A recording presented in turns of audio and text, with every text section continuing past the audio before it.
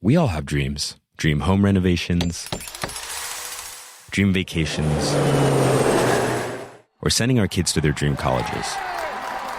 But finding straightforward ways to turn those dreams into realistic goals, that's where things get tricky. Merrill understands that. That's why, with a dedicated Merrill advisor, you get a personalized plan and a clear path forward.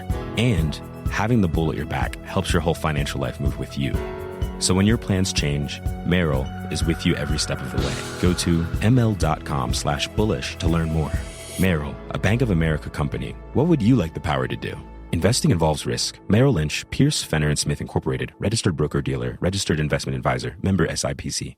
Ryan Reynolds here from Mint Mobile. With the price of just about everything going up during inflation, we thought we'd bring our prices down.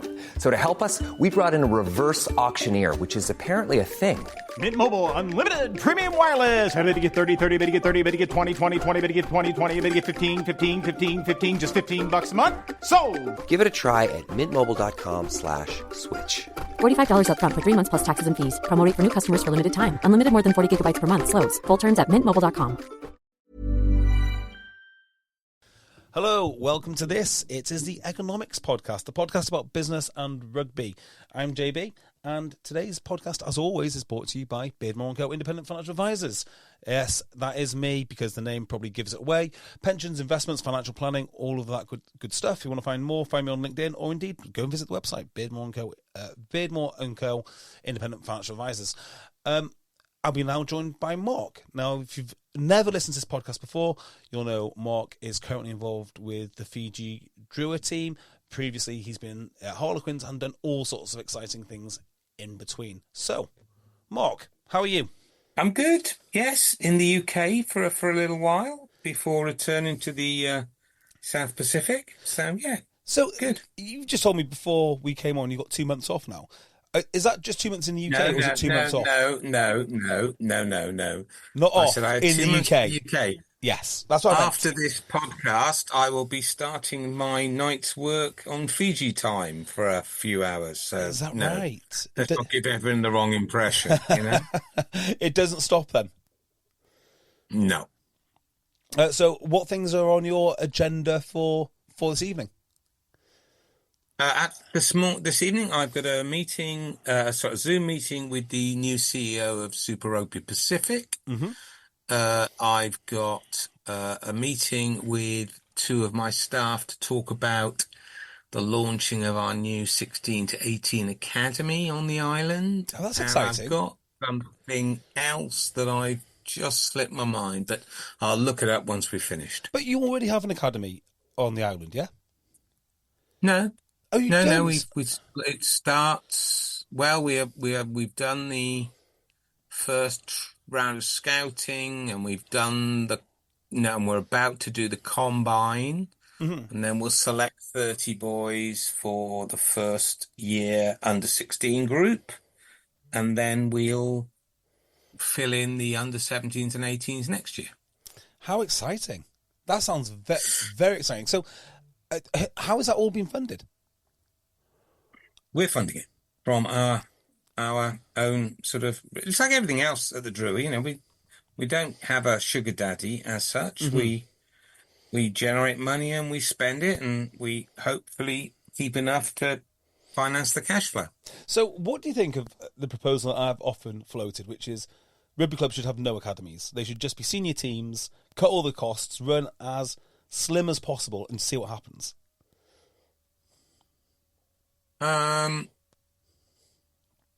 I think the question you're asking, if I could rephrase it, is that should the pathways Mm-hmm. should they include the professional clubs, or should they be carried out by other organisations? Be it schools, universities, community clubs, whatever. There's lots of interesting argument, and I think the answer is it depends on the rugby, and this is not a rugby argument. Yeah. It depends on the culture of the sport in that particular country. Mm-hmm. So in the in the example of Fiji, the issue is not to drive participation, because participation is very high. It's to basically get connections between younger players and their on-island professional team in order to give them an alternative to signing a contract with a French or a Japanese or an Australian or a New Zealand school at 16, 17. Right, so you're offering an alternative pathway. So at the moment, there is no real on-island alternative to those options, which is how it's operated for the last however many years. So if you say to you, do you need it in Fiji? I think the question is undoubtedly, the answer is undoubtedly yes. And then it comes down to, well, should the Druid do it, or should the Fiji Rugby Union do it? Yeah, so let's just... And the answer let's just run... is actually a bit of both. So let's just go back a second then. If I'm a young, talented 16-year-old in Fiji, prior to the establishment of your academy, what kind of characters are running around the island saying, hey, come to France, come to this private school? Well, and there still will be. There's lots of... the big national schools championship is at its semi-final stage this weekend, actually, and it's called the Deans, and it's run at 14s, 15s, 16s, 17s, and 18s. And 18 is the sort of blue-ribboned event. Yeah.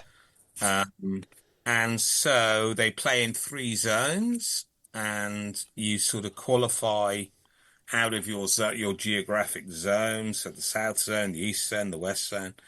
And then you play national quarterfinals, which were last weekend. Mm-hmm. And then this weekend it's the national semis. And next weekend, the weekend after, it's the national finals, which we played at... I mean, they had 10,000 for the quarterfinals last weekend. Goodness me. But the island will be full of teachers, representatives of clubs, representatives of schools, from all parts of the world, but predominantly Japan, France, Australia, and New Zealand. Goodness me. And up until relatively recently, the options for a Fijian boy were hopefully get spotted and offered a scholarship or a GIF place in a school or an academy. Mm-hmm. Or Japan tended to be school, then university. And, of course, those who went very early tended then to qualify for Japan or to qualify as a GIF-trained player. Or stayed in Australia and played for Australia, or stayed in New Zealand, like Sevu Reece and New Zealand. So, you know, that's a particularly Fijian situation. So I think you've got to be careful that you generalize about how it should be done. It really does... You know, everyone talks about, for instance, the Leinster model.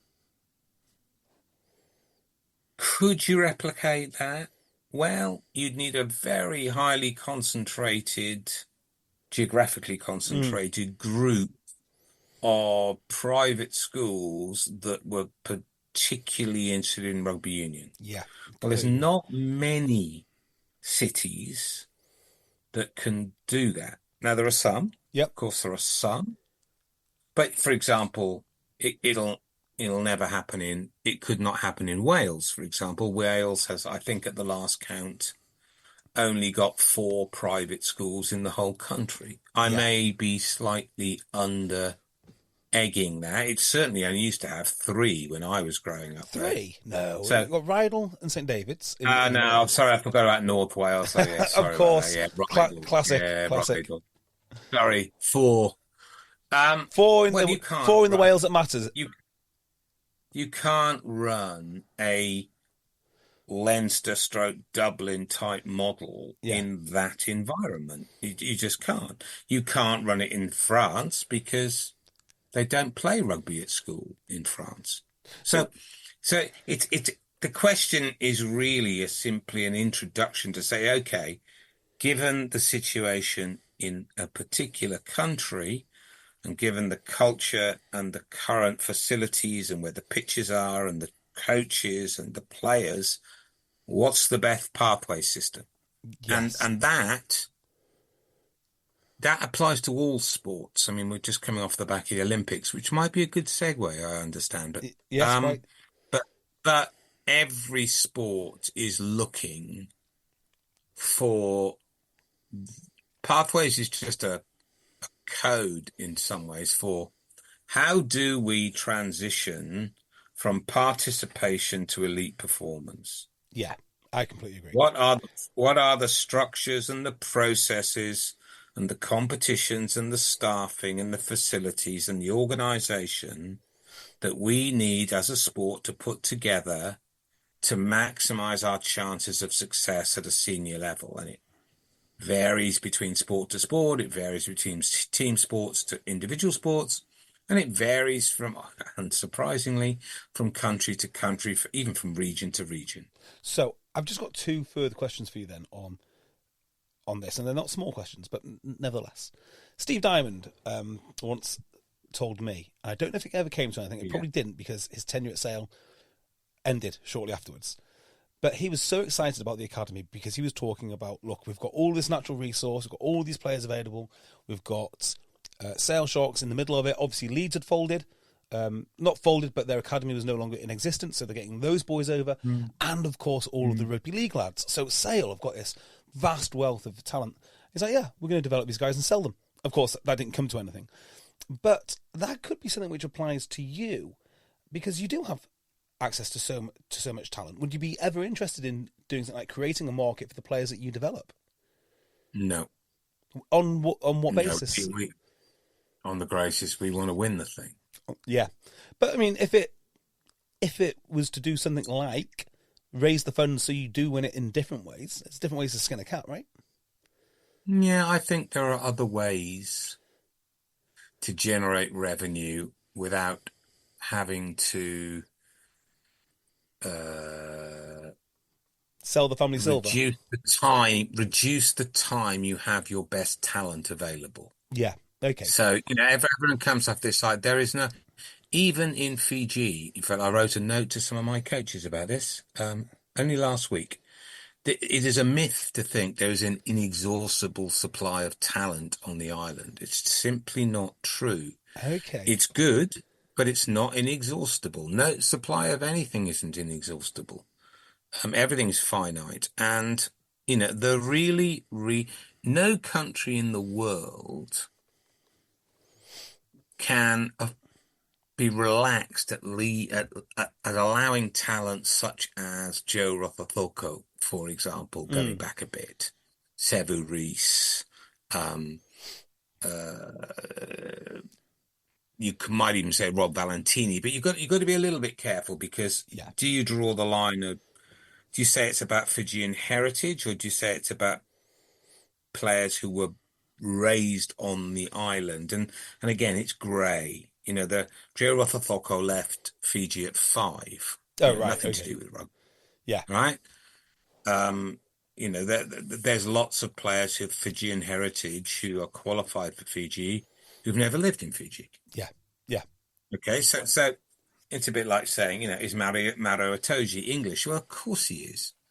He's English with a Nigerian heritage. Yes. We've got lots of boys who are Australian with Fijian heritage. But what we are trying very hard to reduce, we're not naive, we don't think we can eliminate it, is to reduce the number of very talented players who leave the island between the ages of 16 to 18. And the reason is that it's partly selfish, because we want them. Yep.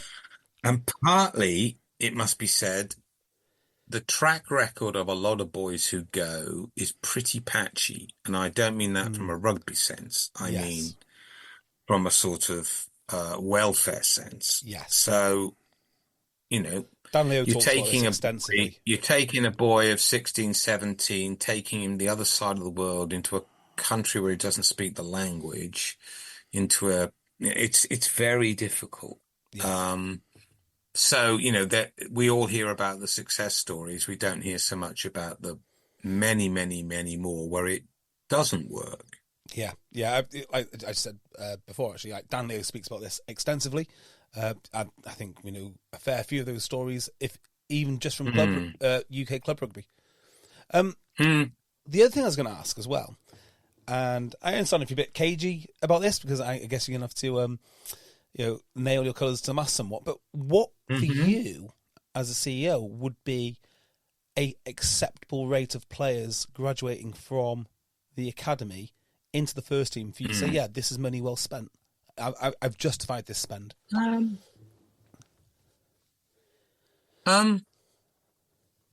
Well, I don't think that model is very. It's probably a bit higher in Fiji than it used to be. Than we used to model it in the UK. But it's very much a numbers game. I mean, you work it back. You just do the math and say, okay, we run a squad of 38, okay, and once in a few more years we get a normal age profile because ours is incredibly young at the moment. But give it another 5 to 10 years, and it'll even out. We'll have our 32, 33-year-olds as well as our 22, 23-year-olds. We're slightly skewed at the moment because we're a new team. But assuming that, you then got 38 players spanning 15 years. To do the math. Yeah. It's two or three a year. Yes. And that's assuming you're going to produce all your players. That's a little unrealistic. And for European clubs, it's significantly unrealistic. I mean, certainly at Quins, we had a target, an internal target back in the day of 75% English, 50% academy. Wow. That was a target, internal target. And that was a sort of target which was leading up to the 2012 Premiership. And when we won the 2012 Premiership, I'd left a year earlier, but the team hadn't changed very much, in fact, hardly at all. It wasn't far off. Yeah. It was not far off. So if you work the math back and say, right, well, at any one time, then you probably want about, and the English squads are bigger. So let's say you want 20 boys, men who are your own products, right? And in Fiji, that would probably be closer to 30. Yeah. Because you're always going to have some from the outside, even though they've got Fijian heritage, but they're not your own. Yeah. They're not off the island. So you just do the math, divide it by 15. So let's say 2 a year. 2 a year. And Now that assumes, again, you got to be careful here, because that assumes that they're all going to stay for 15 years, which they won't. Yeah. Right? But, it's usually in any one intake, if you have, let's say, like we run a system now whereby we have about 10 or 12 boys in development, which is the squad below the top squad. And we'd hope that maybe half of them would graduate to the main squad at some point. But they wouldn't all stay there forever. Some of them would get into the main squad, get into the lower half of the roster and not quite make the run on team. Yeah. And then some kid from 2 years younger than them knocks them out. Now they were there for a couple of years and then, but you see then, hopefully they go and get a decent contract in Pro D2 or wherever else it is, URC or whatever, right? You hope that you've given them a good enough grounding and they're a good enough player. I mean, the market's pretty brutal in sport. Then you hope that they've got something of a career, albeit not with you. But in answer to your question, if you're producing, say most kids are in development for 2 to 3 years, I'd say half of them don't make it out of development, the other half do.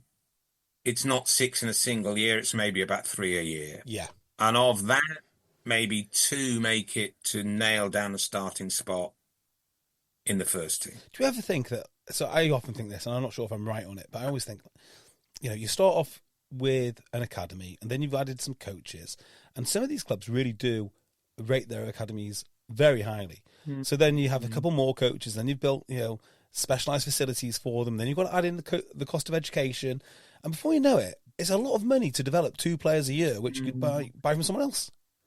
Well, if you want to look at a really good little case study on this, have a look at the NRL. Because in their league, you've got teams that are, we would call them academy-driven teams. They call them development teams. Yeah. So you've got teams that happen to have, through accident of geography to a degree, a lot of junior players. And then when everyone else talks about it, it's Penrith, right? Penrith Panthers, dominant team at the moment, and they've got the biggest rugby league junior base in the world. Okay? Yeah. Then you've got Parramatta. They've got the criticism of Parramatta Eels at the moment, although they were in the grand final 2 years ago, is they've got a great junior base and they haven't leveraged it anywhere near as well as they should have done. Yeah. And then you've got someone like the Brisbane Broncos, who until recently, well, not quite recently, but going back into the 1990s when Wayne Bennett was coaching and winning all those premierships, they were the only team in Queensland.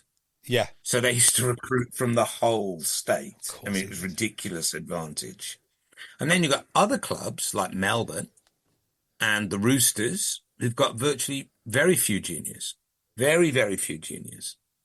And they have to do it a different way. They haven't got enough local players. So what they do is they look at other people's juniors and try and recruit really good juniors from other markets or from New Zealand. Yeah. Right, who've only got one team, and they produce far more juniors in New Zealand than the Warriors can absorb. So teams go recruiting in. So I could go on. I could get very tedious about this, but the point being, there are lots of different ways to do it. And sometimes it's not just about money. It's also about trying to work out what is your natural advantage or disadvantage. So take my old club, Melbourne, who've got very, very few local juniors because rugby league's not a big sport in Melbourne, although they are working really, really hard. But it'll take them another 20 years to improve it. And improve it, I think they will. But they're never going to be a Penrith. Never going to be a Parramatta. They're never going to be a Bulldogs. There's another club with a big junior section. And the Dragons have got a big junior section. So they have to do it another way. And the people running the league, and there's a constant debate in the NRL about whether development clubs should be rewarded and are they effectively cross-subsidizing other clubs. And I think that's a bit harsh because it's an accident of geography as much as anything, although I do think it's fair comment when some clubs with good junior bases really still, and they call them recruitment clubs, try and do an easy fix and just try and do it through recruitment. Much of the evidence coming out of the NRL in the last 10 years is you are more successful if you're a development club. Yeah, and this is why I think you should be a recruitment club.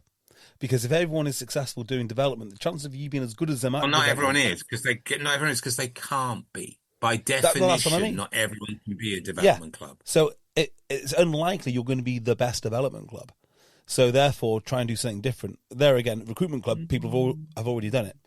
But that's what I love about sport, is the different models. There's different models. I mean, there's some clubs that are in that league are well set up to be development clubs. Doesn't mean they're all good at it. No, absolutely not. Just because they've got the raw material doesn't mean they do a good job. Yeah. And similarly, people who are forced in a way to be a recruitment club, some are a lot better at it than others. Well, Ben Darwin always mentions the Icelandic football team. They're good because they had no options. Yeah, and that's Iceland's a really there's a lot of very interesting case studies about Iceland, but inside and outside the sport. But let's not go down that rabbit hole. Yeah, well, actually, talking of doing things differently, we had a little bit of a chat on EggChasers this week about Australia, and Australia have obviously gone back to to Joe Smith. I say gone back to Joe Smith. What I mean by that is they've just appointed another guy who is recently retired and brought him back into the fold, much like they did with Eddie Jones, who I think is an older guy who has been used now by 3-4 nations in World Cups. I just wonder, from where you are, having been involved with Australia Rugby and also in that part of the world anyway, what would you do with Australia Rugby at this point? Because it can't just be try and be a better version of the All Blacks or a better version of England or doing things the normal way.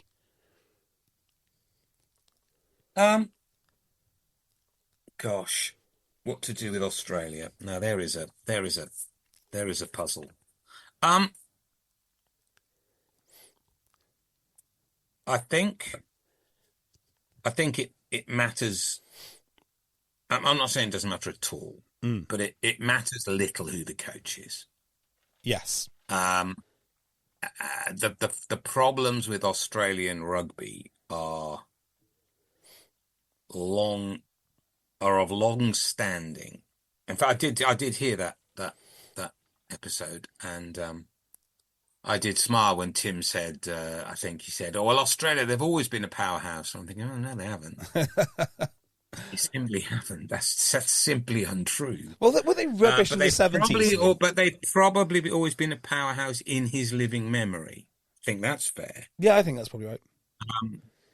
I think what you've got to say about Australia, right? I mean, I'm not sure this would fix it, and these changes or this focus might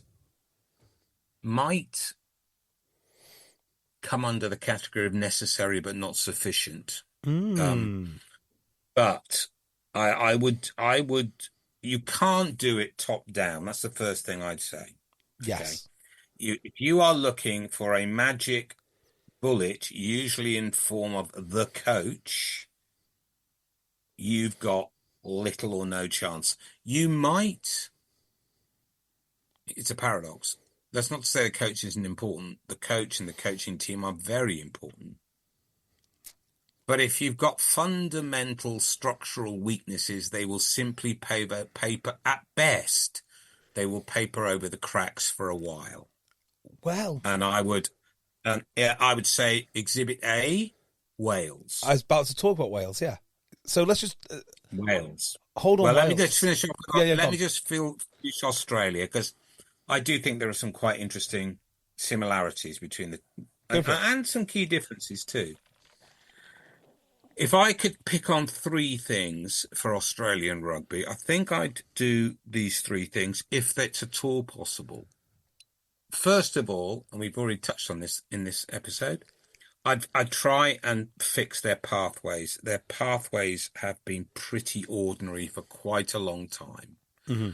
They have got they haven't put enough resources, and I know their resources are limited, but they haven't put enough resources into the gap between end of schoolboy rugby and super rugby. Yes. So there's any number of players, a number of whom are now playing for other countries, who came out of the Australian system and sort of found their way elsewhere because it wasn't really clear how they were to go about things. So I think they've got a guy in there now who I know well called Peter Horn, who should take most of the credit for the Drua thing, who is very able, and if anyone can fix it up, it'll take 5 to 10 years. He can. So are you talking? So that's number one. Are you talking a little bit like, I guess in England you've got the Championship gap. So you've got schoolboy rugby, and then you're either in the Premiership or you're not really playing a substantial enough level, but on a bigger scale. Yeah, only worse. Yeah, because they haven't got the sizable funded academies that the English clubs have got. Right. So okay. So it's that gap. So it's a big pathways gap.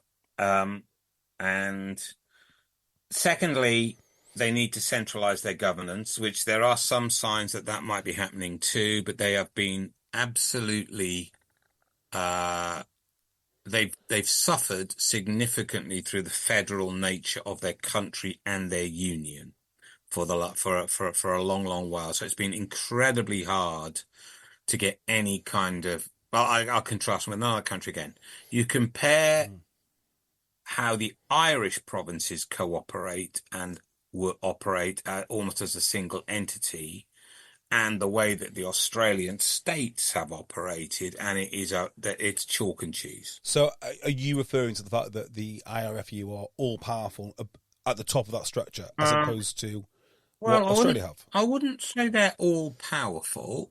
I would say, however, they have got an aligned and coordinated model going, and it's taken them a long while. I mean, you go back 30 years and the Irish Union was a world away from being aligned and coordinated, and that was one of the reasons they were so poor. Yeah. And they were really, really poor. And you can look at the Irish now and say, well, look, they were a non-entity in sevens. Look at them now. They did not feature at age group championships. Look at them now. Yeah. You know, they were, you know, they didn't win it. What was it the last time they won it before the recent revival, relatively recent revival? They haven't won a Grand Slam since 1948. Jackie Kyle. You know, look at them now. Now, that hasn't happened by accident, and I already said I don't think you can replicate some of the pathways that they've taken advantage of. Don't mention the World Cup. They have. I'll be honest. I'd say that's irrelevant. Okay. Disappointing, but irrelevant. Yeah. Okay. You can't. That's not the measure, or it shouldn't be the measure. It always will be, but it shouldn't be. It shouldn't be. I agree. So you look at that, hasn't happened by accident. And one of the reasons it has happened, and it's not perfect by any means, but it has aligned and coordinated and got some degree of, what's the right word? Coherence between the different elements, rather than fighting like rats in a sack, which has tended to be the Australian experience. So centralise your governance to a much greater degree. And finally, I'm not sure they can do this one on their own. I'm really not sure they can do this one on their own. But they also, in my book, would stand accused, along with the New Zealand Rugby Union, of not putting enough time, effort, or resource into their Super Rugby teams. They've seen them far, far too much, and the competition far, far too much, as simply a way of preparing for test match rugby. And as a result of that, the competition is not strong enough to prepare for test match rugby. Whereas it did used to be, and it's partly the fact that the tournament is not as dominant as it used to be. Yeah. And it's also other tournaments have got stronger. Well, Top 14 have got stronger. URC has got, and of course, the South African moved away. Who were no good in Super Rugby, to be fair. I mean, they had some purple patches. No, they had some purple patches. They had their moments, but I mean, geographically, it was incredibly difficult. Geographically, yeah, and money-wise. If you're saying to me, how do you fix Australia? And I'm by no means certain what I've suggested would be enough. But 4 things: don't do it top down. Don't just concentrate on the Wallabies. That's what got you into this mess in the first place. And a belief in Reaganite trickle-down economics. Trickle-down economics was not a Reaganite phrase. It was a Democrat phrase. Nevertheless, I'll let you off. As long as the Wallabies are strong, Australian rugby will be strong. It's the same nonsense that Wales believed. As long as Wales are strong, the game is fine. It's true. You can have a very strong national team while the rest of the game is hollowed out. Yes, this is so true. Now we've got two examples of it to a degree. So you can't do it from the top down. So centralize your governance and your performance matrix. Fix your pathways and fix this competition your major teams play in. So now, if you can, that is not a short-term fix. That is not a couple of years. And the problem they've got that no other country has got, they've got to try and do that in an environment that is ferociously competitive and where they are the fourth football code. Right. So I think everything you've said makes sense to me so far. Do you think there is a problem then with national teams having like dual measurements of success? So I love what you said about the Super Rugby. I think you're absolutely right there. They've under-resourced it. But there again, if you've got multiple measurements of success and you think, well, one of them is the national team, the other one is Super Rugby. Super Rugby is kind of hard to do. Let's shelve that. We've got all these resources. We can throw out a superstar coach. And I think we can actually do something. I'm sure that that's exactly what Wales have done. It's too hard to solve. We'll just go for the national team. And because you can measure yourself on multiple metrics, it doesn't really matter. And England go on further, I would say. They say, well, the Premiership's pretty hard to do. The Championship, let's write off that. But we've got the women. I mean, we're world-class at women, so, mark us on that. And also the national team. And I wonder if it's just these unions are responsible for so many different things when maybe they shouldn't be. Well, the counter-argument to that.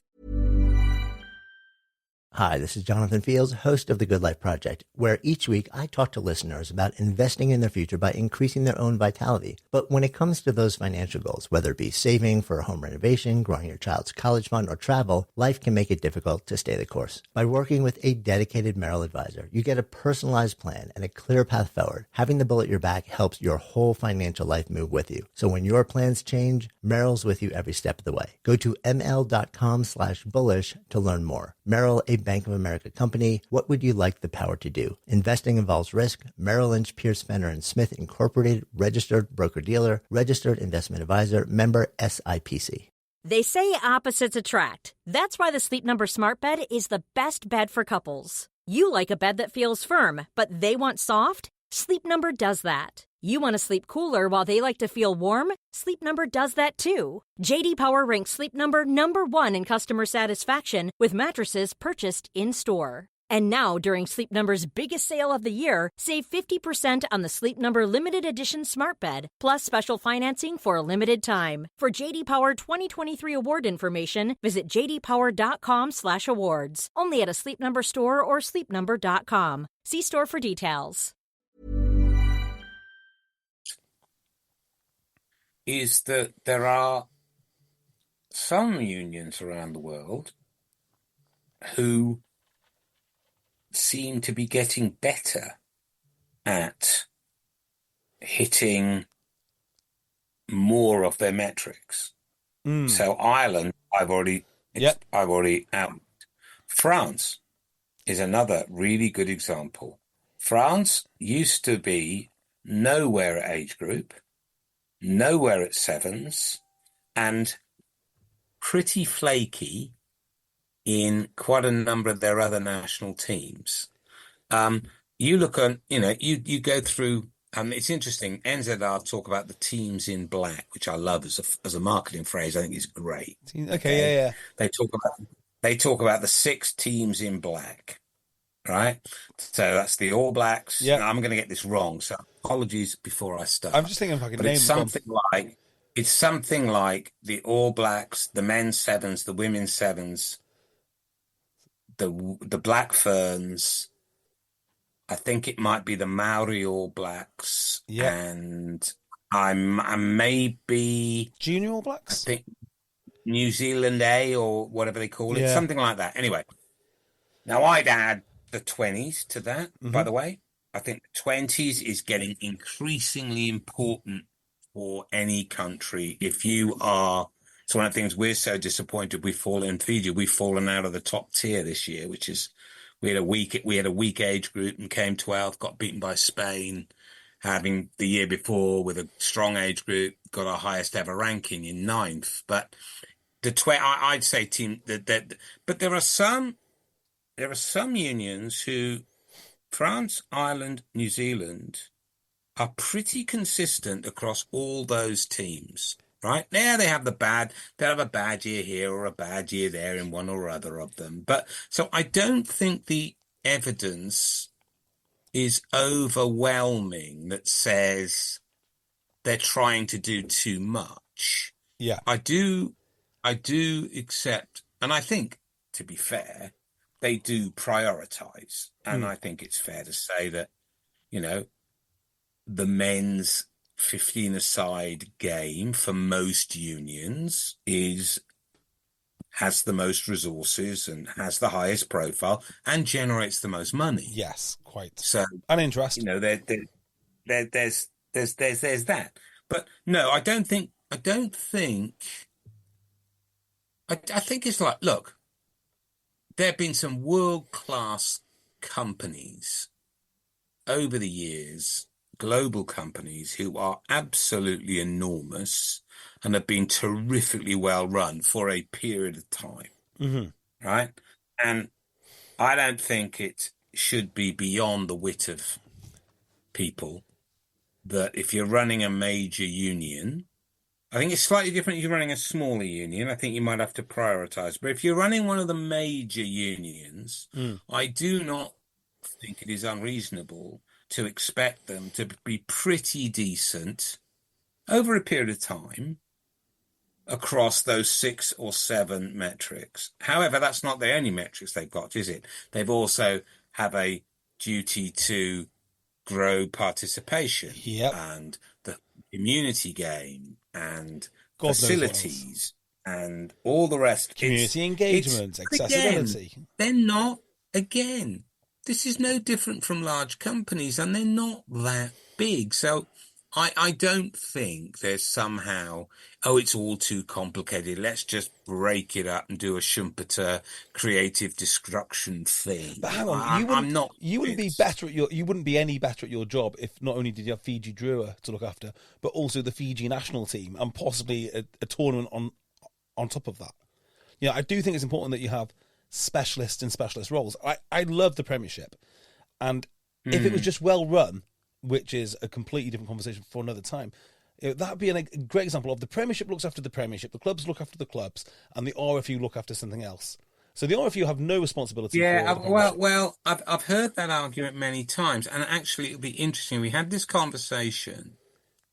If we had this conversation in another 10 years' time, because there are quite a number of unions now who are split. And, take New Zealand Rugby, for example. They have a commercial arm and a rugby stroke governance arm. Look at Rugby League. Okay. Right? Look at Rugby League in England.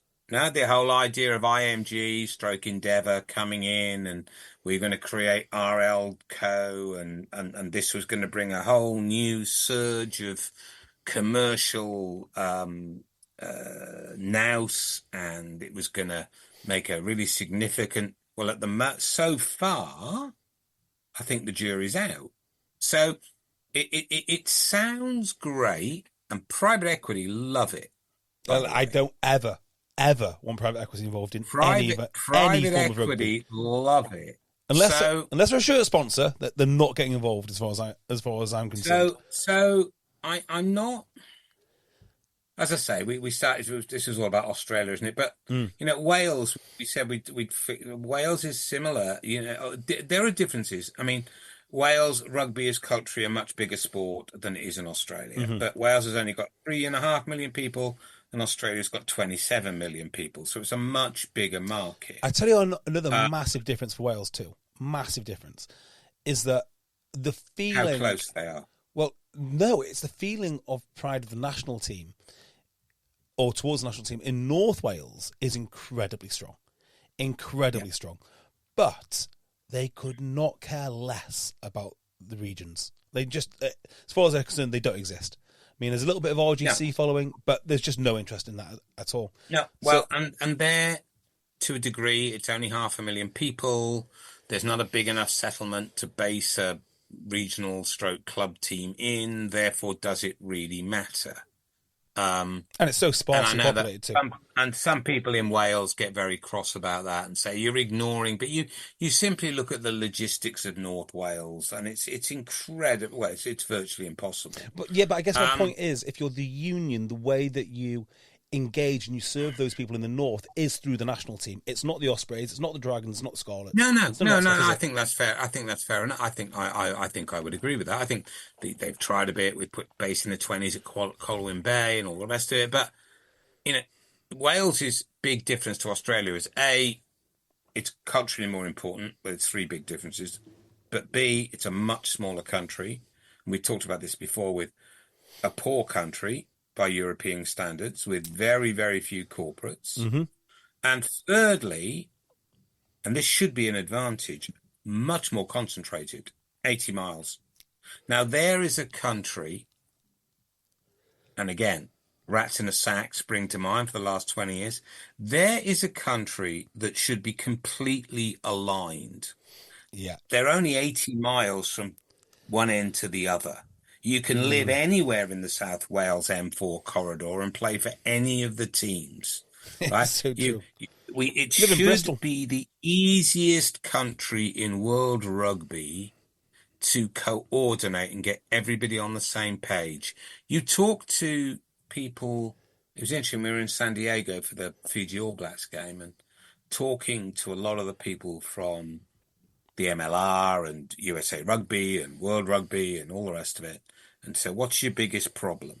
And they said, our biggest problem is basically getting the players together. Because USA. Such a big assembling. Yeah, it is. Assembling squads is the devil's own job. Yeah. Because the sheer cost and time on such a huge country makes it a real challenge. Wales is exactly the opposite to that. It should be, it isn't, or it hasn't been in the last 20 years. It should be the easiest country, with the possible exception of Fiji. It should be the easiest, but even Fiji takes 3.5 hours to get, it takes an hour from Ashley to Newport. Oh, I mean, look, my local team, when I was growing up, was meant to be Scarlets, and I calculated it's 4-hour drive there, 4-hour drive back. They're not. Yeah, all right. If we could divert around your North Walian obsession. Okay, fine. But where most of the rugby is played, because you haven't mentioned the fact North Wales is biggest sport is football, not rugby. But we don't even have that aside. There. We don't even have that there. We've got Wrexham. I mean, I think it's a bit of a misnomer. There is obviously a following. No, they all go to Liverpool. Or United. Anyway, it should be a great advantage, but actually it hasn't been, because we all know, I'm not going to revisit this, we all know that for the last 20 years, trying to get governance change in Welsh rugby has proved to be well nigh impossible, and is still difficult. And it's deeply, Australia has the opposite problem. Mm-hmm. They constantly battle with how many teams can we run. It's 4.5 hours from Perth to Sydney in a plane. Mm. Yeah. And they've already got rid of the Rebels, they've got rid of the Western Force.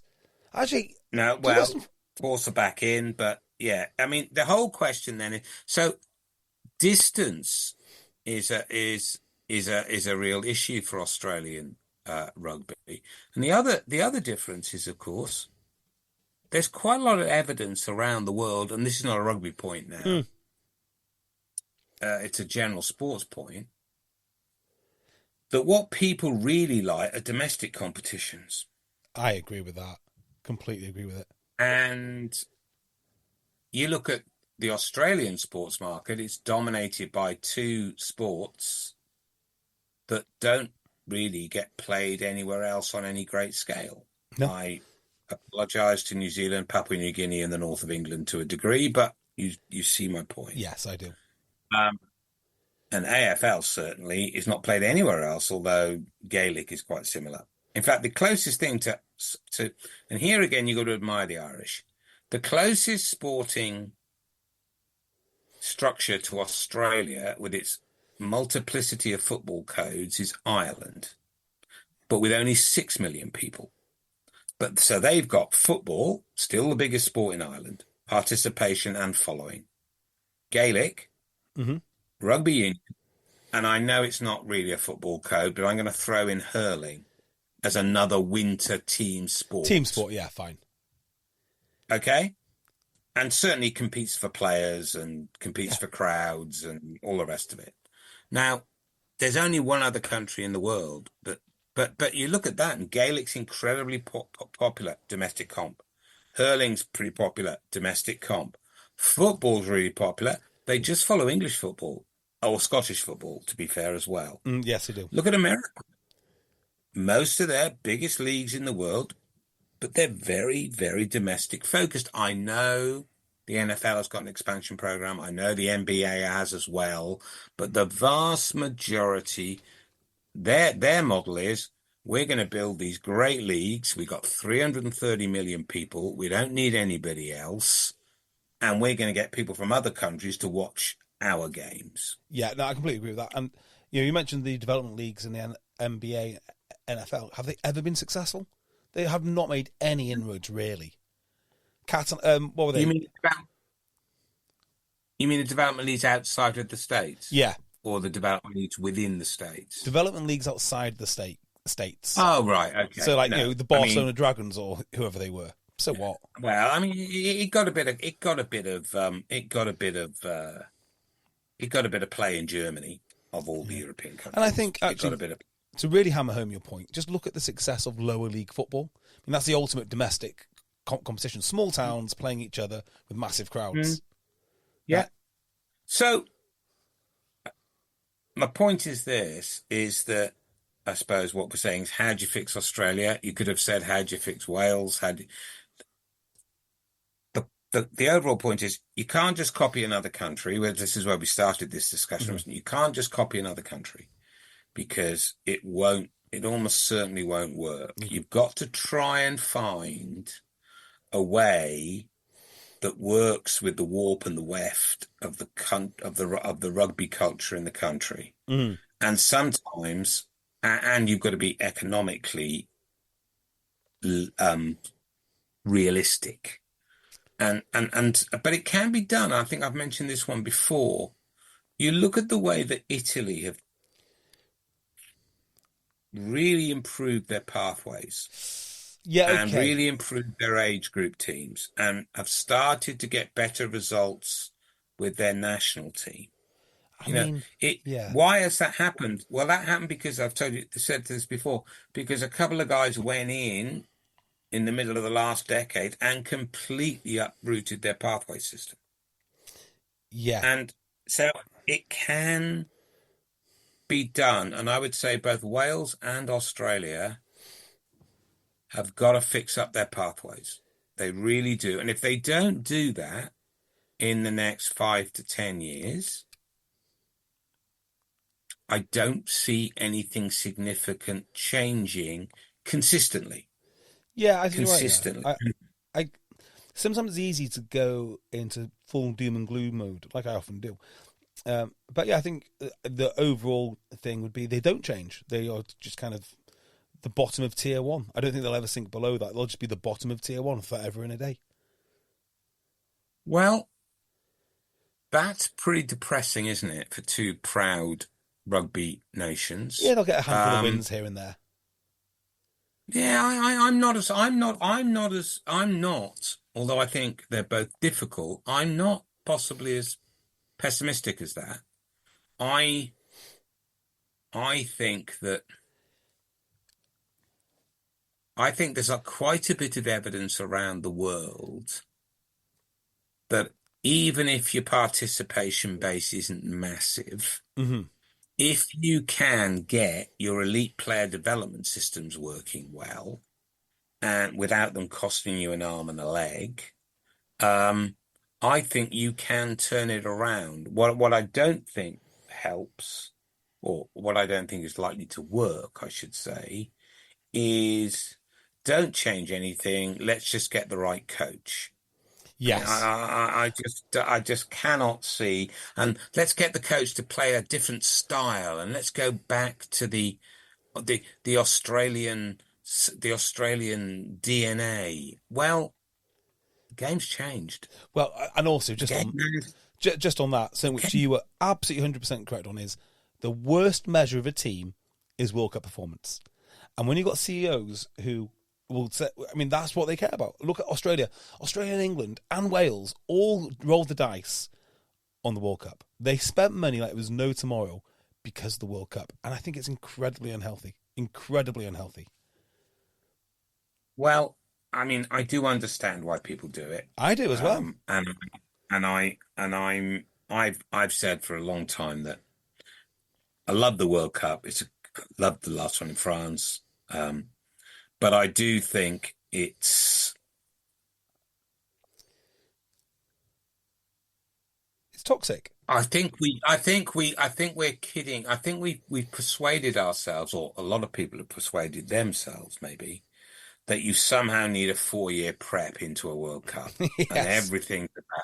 I just don't believe it. I just do not think that is either necessary or particularly successful as a modus operandi. I just don't get it. Like, the damage that mindset does is just it's just incredible, because the whole World Cup cycle, you end up picking players at the start of the cycle who you don't know if they're good enough or not. You're not concentrating on the next game. I think maybe the most acute version of this is like the island welfare policies. And if you think about the 4-year cycle, well, they've got an even more intense cycle of like yearly, we'll rest everyone except for the big games in Europe. And it always goes wrong because you need to prioritise the next game pretty much all of the time. Unless you've got a really good reason not to, it should always be about the next game. So the 4-year cycle's nonsense. I think you see it with Ireland and Leinster in particular. They're always prioritising the big game. They're forgetting the small stuff. I just don't think it leads anywhere good. I'm not. I think Ireland are in this little position, which, by the way, New Zealand got into as well, going back a few years. When they didn't, when they kicked off the World Cup, and they won in '87, first one, and then who won in 91? Australia won it, and then in '95, South Africa won it, and then in '99, Australia won it again, and then 2003, England won it, and then in 2007. South Africa won it. And you've now gone 20 years and New Zealand haven't won a World Cup. It became nothing less than a national obsession. Yeah. It did. It did. And they crawled over the line in 2011. And that led them into probably their best ever team around the sort of mid part of the 2015, that really great New Zealand team. And I think in Ireland, to be honest, I mean, I know you say it's all about, I've heard you say that they choke or they this. It happens to some teams. They've got a few monkeys that they may or may not get off their back, but they will eventually, I'm absolutely sure, for one very simple reason, which ties back to what we've been talking about this evening. Their model's really well aligned. And I don't see any sign of their player development programs getting any worse. Yes. And therefore, are people who say, oh, well, they're good now. They've been good for a while, but the cycle will turn. I'm not sure it will. I think they're a really, sound like I'm a fanboy for Irish rugby, but I think they've got I think they've got a replicable model. Well, I really do. There's two ways to look at it, right? So my way of looking at it is at the very hard edge of the game, they're not performing. And what I mean by hard edge of the game, particularly the club game, URC finals and European Cup finals, they're just not getting over the line, which is, fine. And there's a way to look at it, which is the John Madden way, which is, well, I don't have the problem because I'm making the playoffs every year. It's the guys who aren't making the playoffs every year, and that's when he wasn't winning. And eventually he won, 3 Super Bowls? So there's... If we're sitting here in 5 years' time and one or other of the Irish provinces has not won the URC Munster won it last year. Or the ECC, I'd be absolutely amazed. I don't think they're winning the European Cup anytime soon. I just don't think... We'll see. Just don't think they're hardened. We'll see. We'll see. Just last question on Australia. Do you think do you think the Lions should choose somewhere else to go if they could? But I think... Well, the history of the Lions in Australia is interesting, isn't it? I think I'm right in saying that the Lions didn't tour Australia until 1989, so it's relatively recent. And that was a fierce old tour. And Australia were just about to... That was the Bob Dwyer team, and they were just about to become world champions 2 years later. And then we went again, didn't we, in, I think, 2001. And that was just before they just won the World Cup in 99, and they went to another final in 2003. That was the Justin Harrison series, wasn't it? Yep, it was. And so those two tours were justified on the grounds that Australia were now, after decades and decades of not being anywhere near it, on a par with Australia, with South Africa and New Zealand. And then the game went professional. Quite a number of the Australian provinces played very well in Super Rugby. They won another World Cup in 99. They got to a home final in 2003. And the Brumbies won Super Rugby under Eddie Jones. And you could see the argument. I think by 2013, I was in Australia for that tour. And although it was a the Lions only won 2-1. Did they win 2-1 or was it a whitewash? Because I remember the last game being an absolute beatdown. I think it was 3-0. I think they won that one. Might want to look that up, but I thought they won 2. Well, they definitely won, but I'm not sure. Anyway, it was already starting to feel, not sure about this. Yeah, I completely agree. Clearly, they're going to talk. Sorry, I completely agree about the 2013 tour. It was like I think now clearly the 25 tour will go ahead. 20, which means the next one would be 2037. I wouldn't put a lot of money on that. Would you not? I must say, no, I wouldn't put a lot of money on that happening. I think a lot could well have changed in those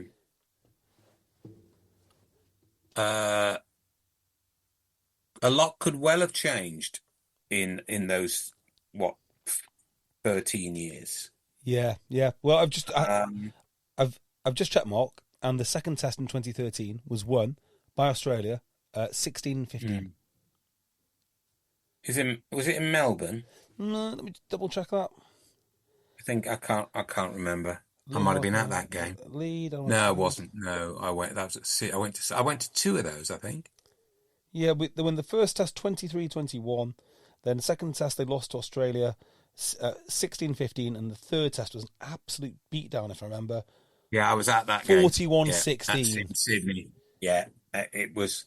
So I think, look, if Australia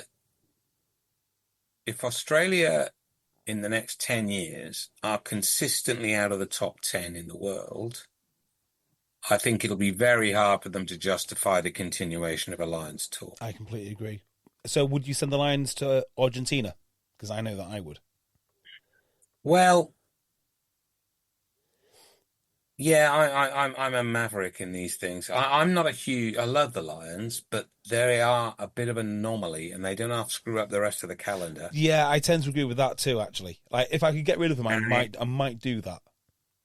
But, and that's a whole different different ball game. Before we go, though, Okay. I want to just touch on one of the other topics we just floated, because listener, we knock around 3. We put 4 or 5 down before this, and we only ever get to more than 2 of them. But another one we had down was the TV situation for the ECC is really interesting. Go on.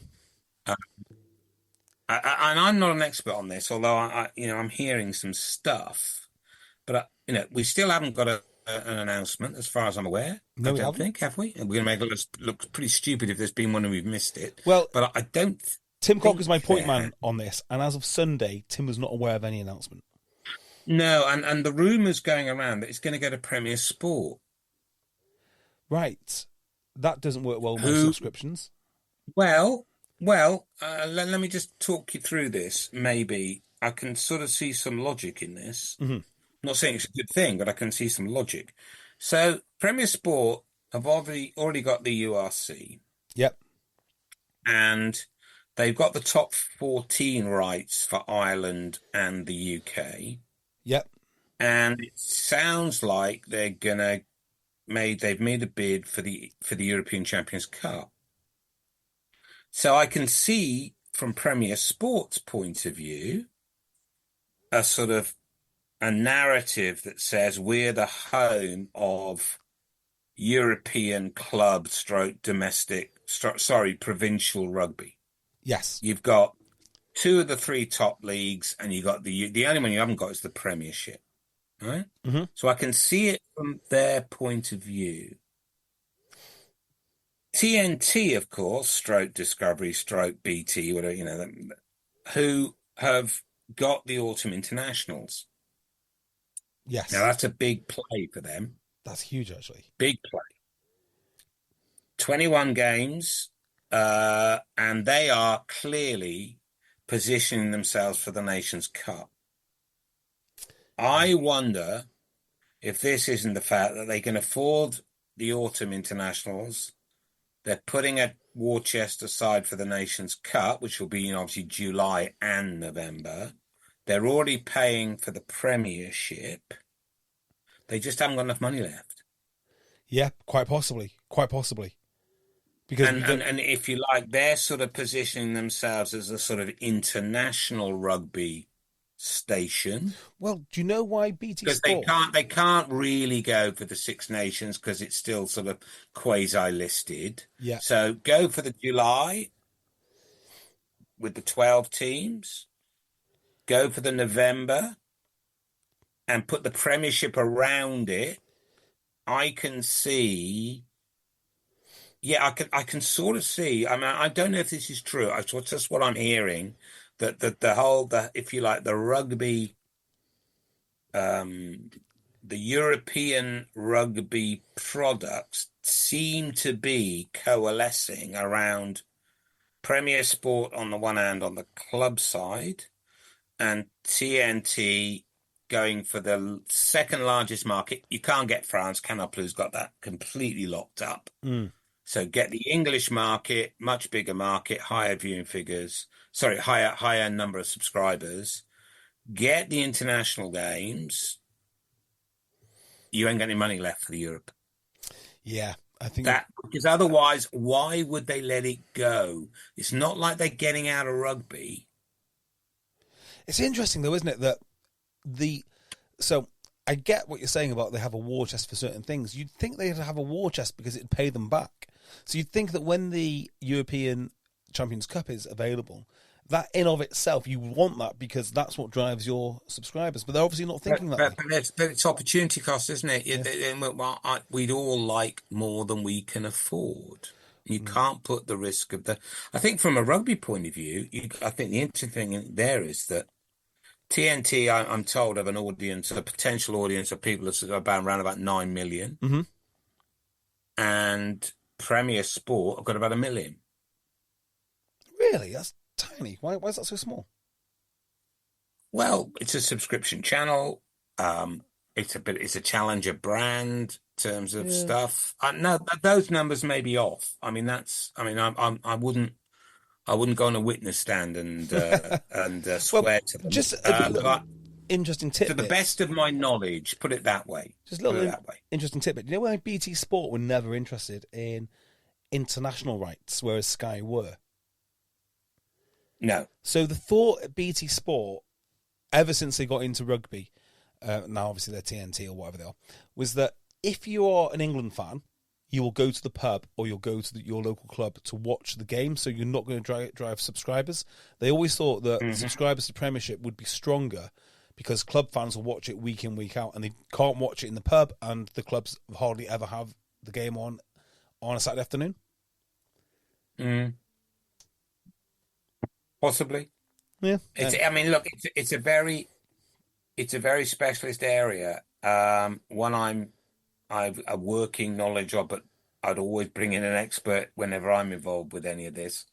But I do see some logic, just sort of, looking at it from afar, that, URC top 14 European Champions Cup, that makes some sense. Yeah. We'll see.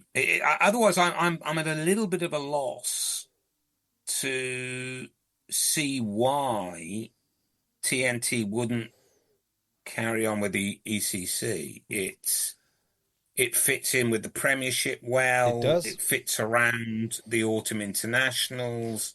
Well, it just means that you get. Like I said, it means you get rugby most weekends. Otherwise, I'm going to have to take but massive. the problem is, I suppose they're going, well, they'll have a lot more data than you or I have got access to, but I'm sure they've done their work and go, well, we don't think the marginal subscription numbers are worth it. Yeah, and that's the key, isn't it? The marginal subscription. How many extra are you going to get once you've got the Premiership? I think that's probably the best. People like me who subscribe to declare an interest, I subscribe to TNT, right? So I subscribe to it, right? I subscribe to BT or whatever, but largely for the Premiership. Mm-hmm. The fact that they got the autumn internationals now is, that's nice. Yeah, it's nice. Yep. If I'm in the country. And then I go, they've lost to Europe. Right. Well, that then prevents me with a conundrum. Okay.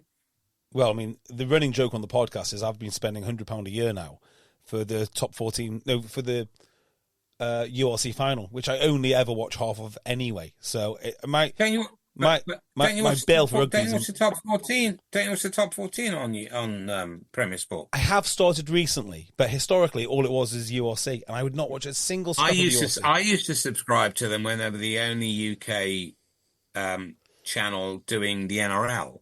Yeah, they did have NRL. I used to subscribe to them then. I tell you what, though, ever since South Africans joined URC, I'm much more into it now. Not enough maybe to watch it every week like Premiership, but I do love those South African teams. Yeah, well, you're just obsessed with size, aren't you? You're just a size queen. Exactly. Yes, quite. So, I do appreciate the South African teams. Yes. Anyway, there we are. Should we call it a day? Yeah, let's do that. And we'll reconvene in a month's time. Excellent. I'll still be here. And the Premiership will be just kicked off. Oh, no, not quite. No, not quite. Because I'm going back just before it does, which is a shame. Well, enjoy your time back home, and hopefully I will catch up with you soon. Thank you. All right, mate. Take care, JB. Take care. All the best. Ta-ra.